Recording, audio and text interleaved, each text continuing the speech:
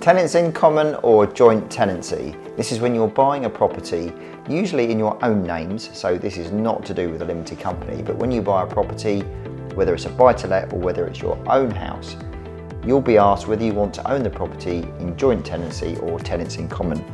So that's what we're going to be talking about today.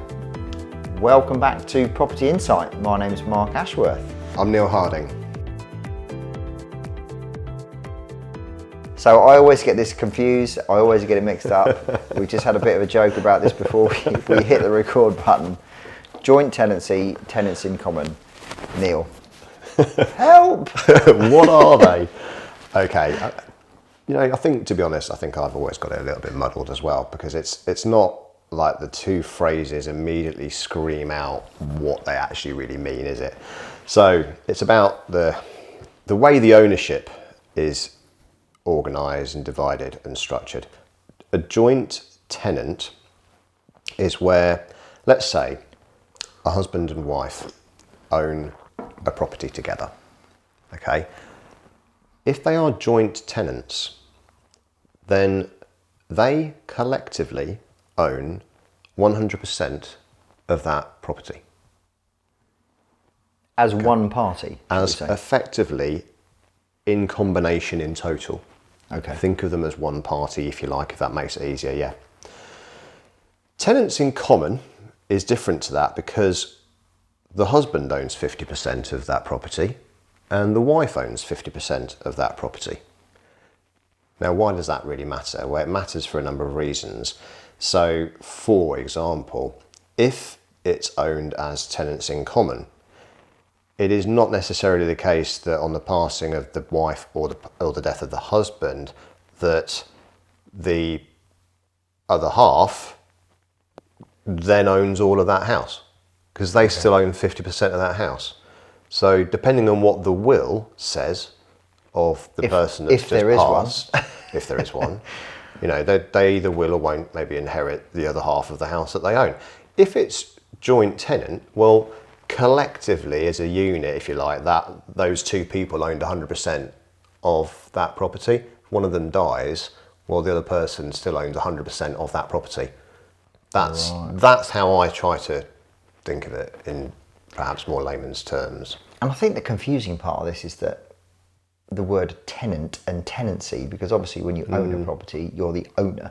Yeah. So the fact that it says the word tenant in it is somewhat not necessarily helpful, is it? Because really. you don't really necessarily regard yourself as a tenant of a property that you own, do you? No. I agree. So I don't think the phrasing of it is really that helpful. The reason why I chose a husband and wife example there is because quite often where you do see a joint tenant, that's where collectively the two people together own all of it.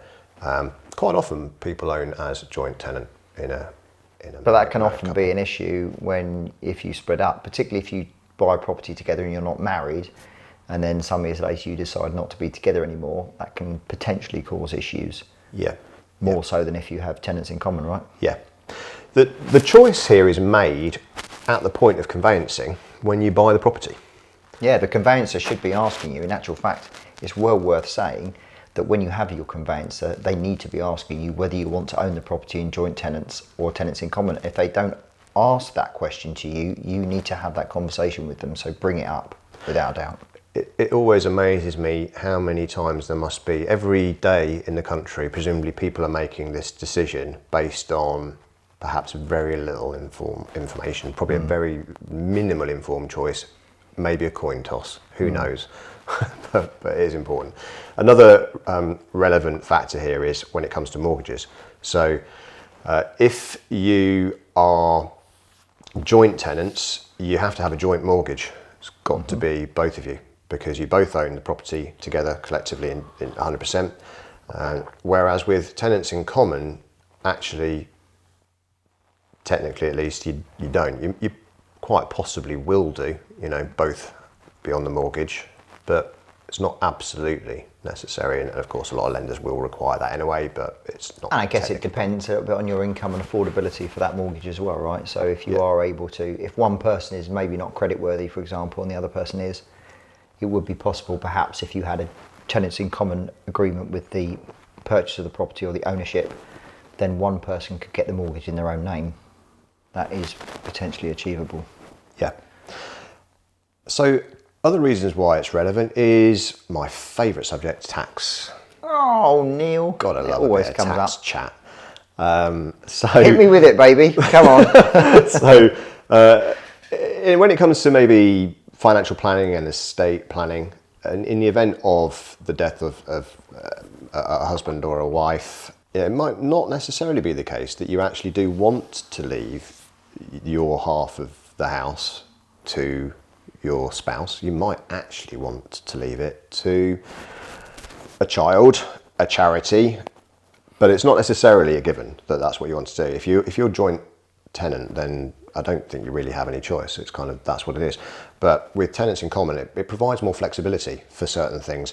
And there's also a possibility, probably works especially better with an investment property, where you can actually elect, well, I think there's separate videos that we've done on this, but speak to your tax accountants about it. But for property owned in your own name, where you are tenants in common for a married couple, you can use things like Form 17s and declarations of trusts to actually divide the beneficial economic interest of the rental income and rental profits from that property in an unequal share to the actual legal ownership share of the property, which can be very good for income tax and optimizing your income tax bill. Let's say you are a wife earning £100,000 a year with a very well paid job, and you are, without doubt, higher rate taxpayer. If it's property owned in your own name, you're probably going to be caught by Section 24. You're probably going to be paying a fairly horrific marginal tax rate. And let's say you have a house husband who isn't working and maybe is at home and maybe looking after the family, the home, the kids.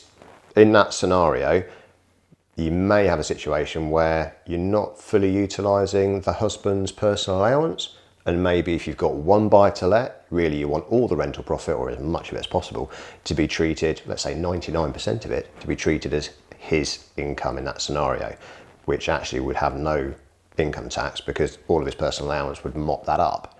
Well, if you used a Form 17, if you used a declaration of trust alongside it and did it properly, you probably want to speak to, say, tax accountant and solicitor to make sure it is done properly. Then that's a really good tax planning idea.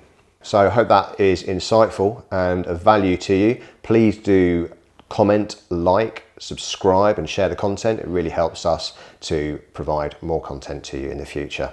See you next time.